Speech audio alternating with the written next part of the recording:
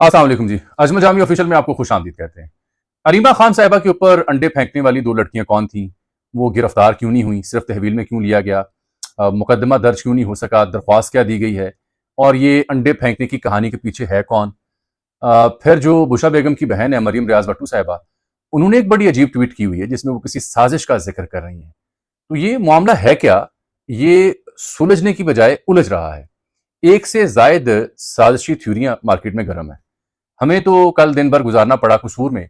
सतलुज के अंदर जो दिहाड़ डूबे हैं उनकी हालत इजहार दिखाई, क्योंकि अगर सैलाब से नजर हटाएं तो फिर कमेंट्स में लोग कहते हैं जी कि आप बुनियादी इशू जो आवाम के उसके ऊपर बात नहीं करते। और जब मैंने कल सैलाब के ऊपर अंदर जाकर उस दरिया के अंदर जो दिहाड़ डूबे हुए हैं उनके ऊपर पूरी रिपोर्टिंग की, पूरा व्लॉग किया, लोगों से बात की, वो दिखाया, तो वो आप देख लें कि उन्हें कितने लोगों ने देखा और उसके ऊपर कितनी संजीदगी से लोगों ने राय दी। तो ये हमारे मिजाज का हिस्सा, क्या किया जाए। बहरहाल ये एक बड़ा कौमी मसला है और मुल्क की सियासत जो है उसमें एक अहम ये वाक़या पेश आया, अफसोसनाक। सबसे पहले एक आम शहरी के तौर पर, एक सहाफ़ी के तौर पर ऐसा कोई भी जो वाक़या उसकी मैं मज़म्मत करता हूँ। हलीमा खान साहिबा जो हैं वो अडयाला पहुंची थी, वहाँ जब बाहर निकली तो दागल का मुकाम है, यूजुअली वहीं बाहर निकल के दागल एक मुकाम है छोटा सा, वहाँ पे प्रेस कॉन्फ्रेंस या मीडिया से गुफ्तगू कर रही थी। तो वहाँ दो खवातीन ने उनके ऊपर अंडे फेंके। ये वाक़या कल दोपहर का है और उसके बाद पूरी दोपहर, शाम और रात गए तक टॉक शोज़ हों, सोशल मीडिया हो, वो इस एक इश्यू पर ही बात कर रहा है। अब कुछ लोग कहते हैं जी ये अंडे जो हैं ये एस्टेब्लिशमेंट ने फेंकवाए हैं अलीमा बीबी के ऊपर। कुछ लोग कहते हैं नहीं जी ये हुकूमत ने अंडे फेंकवाए हैं अलीमा बीबी के ऊपर। एक राय ये है कि नहीं, इसके पीछे जैसे कि मरियम रियाज भट्टू साहिबा ने ट्वीट किया है, तो ये बुशरा बेगम वर्सेस अलीमा खान साहिबा का मामला है। और एक चौथी राय भी है कि नहीं, ये अंडे फंकवा कर ताल्लुकात खराब किए जा रहे हैं विद इन पीटीआई, जो मामलात हैं अलीमा बीबी के पीटीआई के साथ। अनगिनत कहानी है, जितने मुंह उतनी कहानी है। आप देखिए, चाहे ये वाकया नवाज शरीफ साहब के साथ पेश आया हो जूता फेंकने का, या मोहतरमा कुलसूम नवाज बीमार थी उनकी बीमारी का मजाक उड़ाया गया हो, या कसूरी साहब वकील हुआ करते थे उनके चेहरे पर स्याही फेंकी गई हो, शेख रशीद साहब जैसी गुफ्तगू किया करते थे, वो मामला हों, तो हमारी सियासत दिन ब दिन ज्यादा गंदी और उसमें ज्यादा गलाजत आती गई। तो हम उन चंद एक सहाफ़ियों में से, मैं अपनी बात ज़रूर कर सकता हूँ, मेरे 2-4 और दोस्त होंगे, कि जब भी कोई ऐसा वाक़या पेश आया हमने उसकी मज़म्मत की, बिना लगी लिपटी के, कि ये कोई तरीका नहीं है। आप दलील से बात करें, आप रज के खुल के मुखालफत करें, आप चार्जशीट करें, आप सियासी तौर पर इख्तलाफ करें, लेकिन ये जो गालम गलोच है, अंडे फेंकने हैं, जूते फेंकने हैं, बीमारी का मजाक उड़ाना है या रेडिक्यूल करना है, ये ज़ेब नहीं देता। बिलखुसूस इस्लामी मुआशरे में हमें एक दूसरे का लिहाज करना चाहिए। वो भी एक खातून है, अहल खाना है, एक माँ है, बेगम है, बहन है, उनके ऊपर अंडे फेंकेगी। ये मैं इसलिए कह रहा हूँ कि मेरे वो दोस्त पाकिस्तान मुस्लिम लीग नून के जो हामी हैं, जो हमेशा कहते हैं तब आप कहाँ थे? भाई तब भी हम यहीं थे, तब हम ही बात किया करते थे, तब हम ही नवाज शरीफ साहब से और मरियम नवाज साहिबा से मुलाकात करके जेल में और उनका हाल बयान किया करते थे। तब जब जूता फेंका गया या किसी वकील पे स्याही फेंकेगी, तब भी हमने बात की थी, तब आप लाइलम थे। और पीटीआई के वो दोस्त जो कहते हैं जी कि आप हमारे साथ जो वाकया पेश है उसके ऊपर मजम्मत नहीं कर रहे, हम अब भी कर रहे हैं।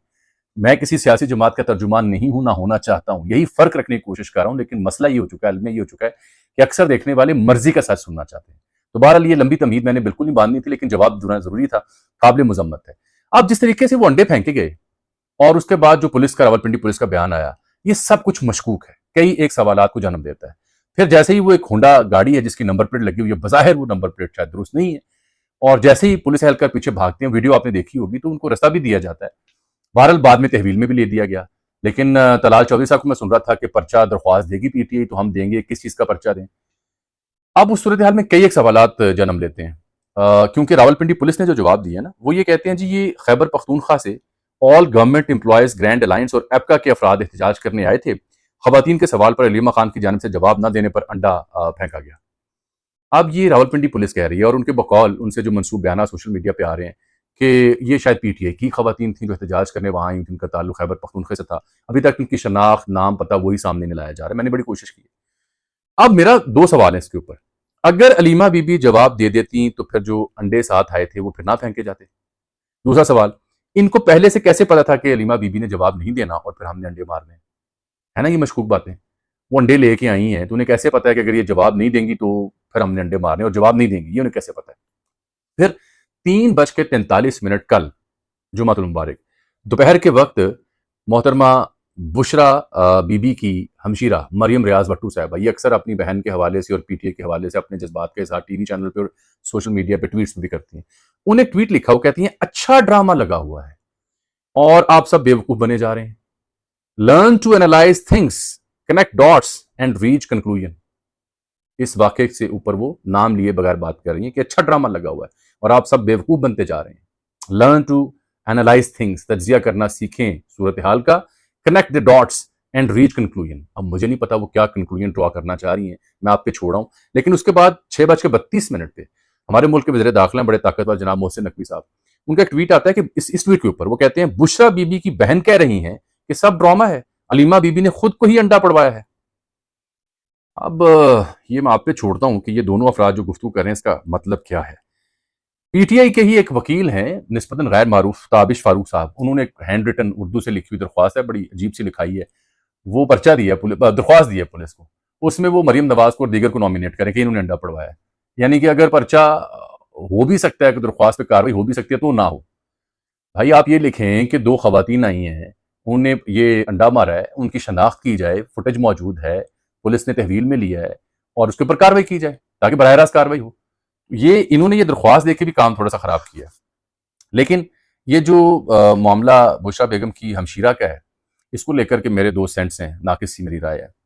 ये देखिए अब जो मंजरनामा आगे बनने जा रहा है उसमें बुशरा बेगम और अलीमा बीबी की लड़ाई को एक मौजू बनाया जाएगा और ये बनता हुआ दिखाई दे रहा है, उसको उजागर भी किया जाएगा।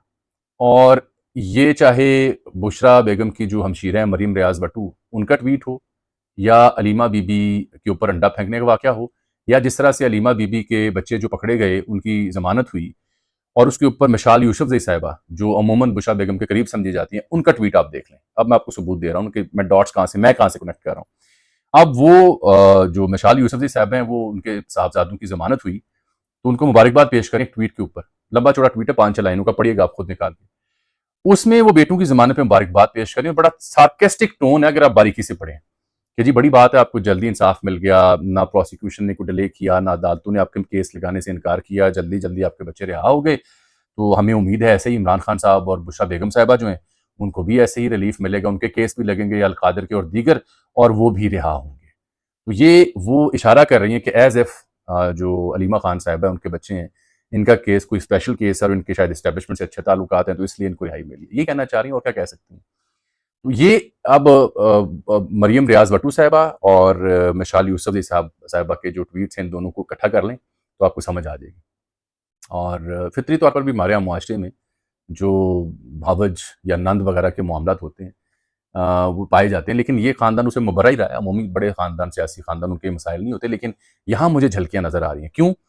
क्योंकि आप मुझे ये कहने दीजिए, क्योंकि एक तबका समझता है कि नहीं बुशरा बेगम और उनका ख़ानदान जो है वो एस्टेब्लिशमेंट के करीब है और वो खान साहब तो यहाँ तक लाने का ज़िम्मेदार है और बुशरा बेगम के अहले खाना को तो मिलने की इजाज़त मिल जाती है। दूसरा तबका समझता है नहीं अलीमा खान साहबा जो है वो उनके नज़दीक हैं, उनके साहबजादों की ज़मानतें हो गई हैं। तो ये एक दूसरे पर उँगलियाँ उठ रही हैं अंदर से। हालांकि ये मिशाल यूसुफजई साहिबा जिन्होंने ये ट्वीट किया हुआ, ये जो मैं खबर दे रहा हूँ जो सियासी कमेटी है पीटीआई की, उसके अंदर इन्होंने मजम्मत भी की इस वाक़े की। मुझे बड़ी खुशी हुई इस वाक़े के ऊपर राना सनाउल्लाह साहब ने बिना लगी लिपटी खुलकर मजम्मत की, इजहार अफसोस किया और ये भी कहा कि अलीमा खान की हैसियत में कोई कमी नहीं आई, अलीमा की इज़्ज़त में इजाफा हुआ है, अवाम ने हमदर्दी की है, अलीमा एक बावफा बहन है। ये वो कह रहे हैं जिनका नाम राना सनाउल्लाह साहब है। मौलाना फजलुर रहमान साहब, उन्होंने भी भरपूर मजम्मत की। उन्होंने कहा जी तौहीन काबिल मजम्मत है और नाकाबिल बर्दाश्त है, समाज की हुर्मत पामाल हुई है। सबसे ज़्यादा खुशी मुझे हुई पंजाब से रुकने असम्बली मोहतरमा हिना परवेज़ भट्ट साहिबा, उन्होंने इसकी बगैर लगे लिपटे मजम्मत की है। ये बात फैक्ट ऑफ द मैटर है कि इस वाक़े के बाद अलीमा बीबी के लिए मुआशरे में हमदर्दी में इजाफा हुआ है और इस वाक़े को हर बंदे ने काबिल मजम्मत ठहराया है। नून लीग के वो दोस्त जो इस वाक़े की आड़ में माजी के वाक़यात को जवाज़ बना के कहते हैं कि जो बोया वो आप काट रहे हैं, एक लिहाज से वो गलत है। इसलिए कि जो बोया वो काट रहे हैं, अगर पीटीए ने कुछ गलत किया था और आज आप गलत कर रहे हैं तो फिर आपको भी काटना पड़ेगा। जो बवाई उन्होंने की वही बवाई उससे ज़्यादा आप कर रहे हैं, तो ये कब तक आप बवाई करते रहेंगे और कब तक ऐसी फसलें हम काटते रहेंगे। फंसेगा, जलील होगा आम शहरी सिस्टम, निज़ाम और मुआशरा और हमारी नफ्सियात और हमारा समाज। तो ये बवाई अगर आपने करनी है बार बार और फिर कटाई भी करनी पड़ेगी। अगर आज आज आप बीज रहे हैं तो कल आपको काटना पड़ेगा अगर उन्होंने बीजा है। तो ये दलील एक खास हद तक तो ठीक लगती है, लेकिन ऐसे नहीं होता। अल्लामा नासिर अब्बास हों या महमूद अचकज़ई साहब, उन्होंने भी फ़ोन किया अलीमा बीबी को, मज़म्मत की है। मुझे ये खबर मिली है कि पाकिस्तान मुस्लिम लीग नून के एक बड़े अहम वज़ीर हैं, जो मीडिया पे बड़े वोकल हैं, उन्होंने पीटीआई के अंदर एक बड़ी ज़िम्मेदार शख्सियत उन्हें फ़ोन किया और इस वाक़े के ऊपर मज़म्मत की। ख्वाजा साद रफ़ीक का बयान आप पढ़ें, क्या ढंग से सुलझा हुआ उन्होंने बयान दिया, मज़म्मत की, इज़हार अफ़सोस किया। ये रवैये हमें चाहिए। हम सैलाब ज़दा कौम हैं, बेड़ा गर्क हुआ पड़ा है इकॉनमी का, ग़ज़ाई किल्लत का सामना हो सकता है, गंदम महँगी हो रही है, हमारा कोई हाल नहीं है पुरसाने हाल। मैं कसूर गया हूँ, वहाँ से भी व्लॉग किए, कल भी करूँगा, आपको दिखाऊँगा। आप देखिए क्या सूरत हाल है, हम डूबे पड़े हैं और हमें ये चीज़ें सूझ रही हैं, हम इनमें उलझ रहे हैं। ऐसे मामलात हल नहीं होते। बहरहाल, कहानी जो मैंने आपको बयान करने की कोशिश की है, वो ये है कि ये अब मेरी नज़र में, ये अब 2 जो मज़बूत ख़वातीन हैं, उनके बीच टकराव या तसादम जो है, वो लाइमलाइट में आएगा, नज़र आ रहा है। और उसके पीछे अपने-अपने मुहर्रिकात हैं और उसके ज़िम्मेदार इन दोनों धड़ों के चाहने वाले कम अकल हैं। ये भी मैं आपको बात कर दूँ। इन दोनों धड़ों के चाहने वाले कम अकल हैं।